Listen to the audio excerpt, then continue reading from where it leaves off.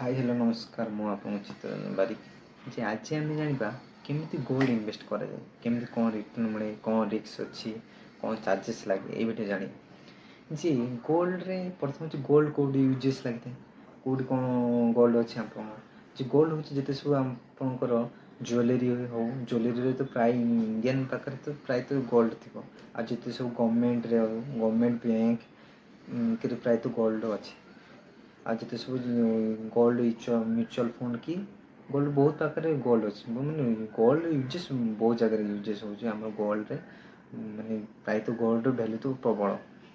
Second हूँ जे gold आम कहीं इनवेस्ट करें कौन पर इनवेस्ट करें गोल्ड रे प्रथम इनवेस्ट कहीं करें जे आम जो इनफ्लेसन महंगाईटा सब ये रिटर्न भल दे था आपको 6-8% कि 9% की गोल्ड इनवेस्ट आपको भल रिटर्न दे ये कारण जब आप चेक करिए जदि आप चेक करें हिस्ट्री से गोल्ड वैल्यू सब ऊपर क्या भा जी तले थी सब गोल्ड वैल्यू सब ऊपर आज वैल्यू जो देखा 72,000 पाखे गोल्ड जो 2000 मसीहा जब आप गोल्ड वैल्यू देखिए से 2200 कि 22,000 कि 23,000 पाखापाखि थी आज वैल्यू सी 50 पाखापाखि ये थर्ड कौन आप गोटे से इनवेस्टमेंट थाए कारण प्रथम हूँ आप कौन म्यूचुअल फंड हो कि स्टॉक मार्केट कि कौन बैंक जब आप पैसा इनवेस्टमेंट करेंगे गोटे रिस्क थाए कौन रिस्क धर जो बैंक धर जो कौन जब युद्ध बुद्ध है कौन से मार्केट फार्केट सब क्राश हो कौन कौन गोटे बैंक कौन गोटे है कौटी कौन घाटा है कौन बैंक उपर प्रेसर पड़े जहाँद्वारा आपको इनवेस्टमेंट कि गोटे रिस्क फैक्टर थाए किंतु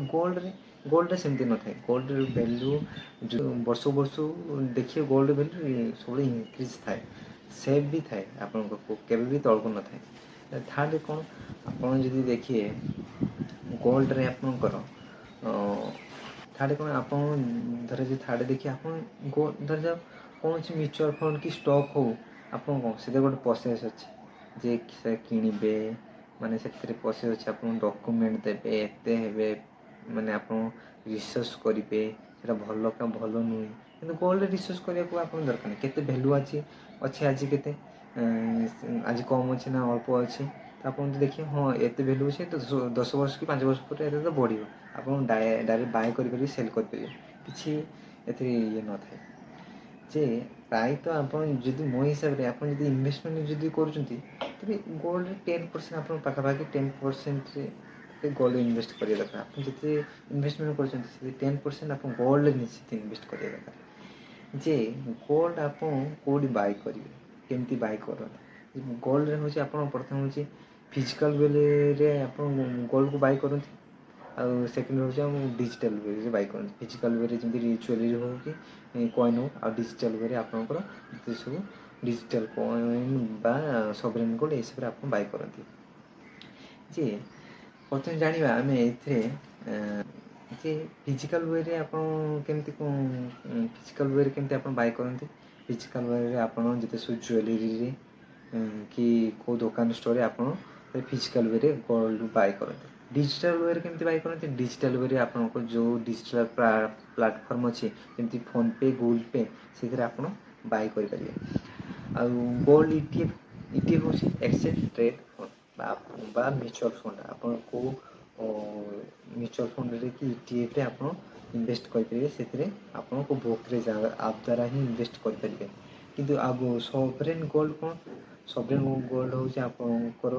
बाय करेंगे सॉवरेन गोल्ड आप कौट बाय करेंगे आरबीआई प्लाटफर्म में आप बाय करेंगे जे आम ये भिडियो जानबा जे कौन कौन रिस्क अच्छे रिस्क केते कौन अच्छी मेकिंग चार्जेस कौन लगुच आ रिटर्न केते कौन मिलूँ कौन रिस्क अच्छे रिस्क फैक्टर देखिए रिस्क फैक्टर जो देखिए आगे फिजिकल गोल्ड देखिए फिजिकल गोल्ड रिस्क बहुत हाई थाए कारण फिजिकल गोल्ड आप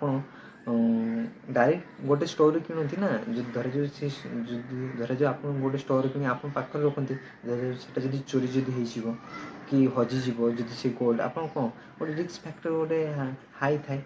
फिजिकल गोल्ड रे और डिजिटल गोल्ड रे आप एते लो रिस्क थाए कारण ए जो प्लाटफर्म आपको बिकुची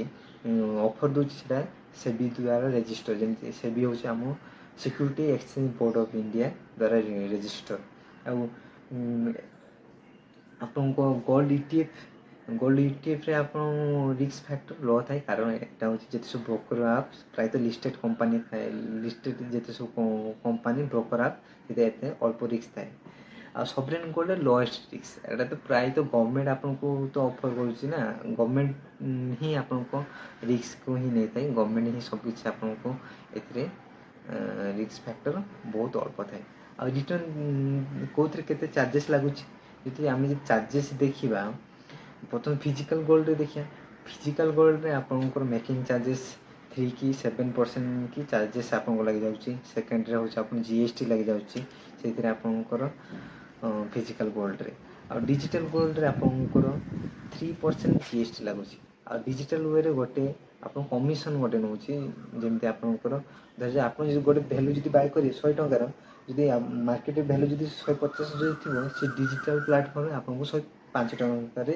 ବିକ୍ରି କରିବେ, କାରଣ ଗୋଟେ ଡିଫରେନ୍ସ ରହୁଛି 1% ଚାର୍ଜେସ୍ ଲଗେଇଥାଏ,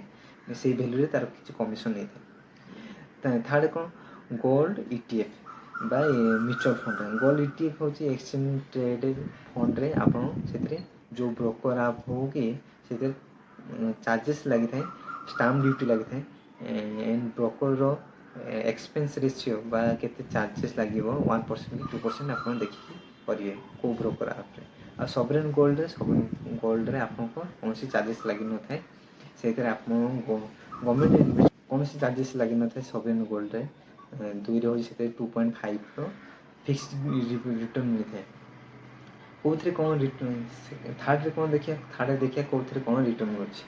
ଯେ ଆମେ ଯଦି ଫିଜିକାଲ୍ ଗୋଲ୍ଡରେ ଦେଖିବା, ଯଦି ସବୁ ଯଦି ମେକିଂ ଚାର୍ଜେସ୍ GST ଫିଏସ୍ଟି ଯଦି ମିଶାଇଦେବା, ତେବେ ଆପଣଙ୍କୁ ମିଳୁଛି 5 କି 6%ର ଫିଜିକାଲ୍ ଗୋଲ୍ଡରେ ଆପଣଙ୍କୁ ରିଟର୍ନ ମିଳିବ। ଆଉ ଯଦି ଆମେ ଦେଖିବା, ଯଦି ଡିଜିଟାଲ୍ ଗୋଲ୍ଡରେ ଯଦି ଆମେ ଦେଖିବା GST ଆଉ ବ୍ରୋକର ଯଦି ଚାର୍ଜେସ୍ ଦେଖିଦେବା, ଆପଣଙ୍କର 7 କି 8%ରେ ଆପଣଙ୍କ ଡିଜିଟାଲ୍ ଗୋଲ୍ଡରେ ଆପଣଙ୍କୁ ରିଟର୍ନ ମିଳିବ। ଥାର୍ଡ଼ରେ ହେଉଛି ଆପଣଙ୍କର ଗୋଲ୍ଡ ETF ବା ମ୍ୟୁଚୁଆଲ୍ ଫଣ୍ଡ ହଉ, ସେଥିରେ ଆପଣ ଯଦି ଯେଉଁଥିରେ ଇନଭେଷ୍ଟ କରୁଛନ୍ତି ସେଥିରେ ଏକ୍ସପେନ୍ସ ରେସିଓ ଯଦି ଦେଖିବା, ଆଉ ବ୍ରୋକର ଷ୍ଟାମ୍ପ ଡ୍ୟୁଟି ଯଦି ସବୁ ଦେଖିବା, ଆପଣଙ୍କର 8 କି 9%ର 9ରୁ ଏଭଭ୍ ଆପଣଙ୍କୁ ରିଟର୍ନ ମିଳିବ ETFରେ। ଆଉ ସଭରେନ୍ ଗୋଲ୍ଡରେ ଆପଣ ଯଦି ଦେଖିବା, ସଭରେନ୍ ଗୋଲ୍ଡରେ ଆପଣ ଏତେ କିଛି ଚାର୍ଜେସ୍ ନ ଲାଗିଥାଏ, ଯାହାଦ୍ୱାରା 2.5ର ଫିକ୍ସଡ୍ ଡିପୋଜିଟ୍ ମିଳିଥାଏ, ଯାହାଦ୍ୱାରା ଆପଣଙ୍କର 11 କି 12% ରିଟର୍ନ ମିଳିଥାଏ। ଯଦି ଏଇ ଭିଡ଼ିଓ ଆପଣଙ୍କୁ ଯଦି ଭଲ ଲାଗିଛି, ତେବେ like and comment and share କରନ୍ତୁ।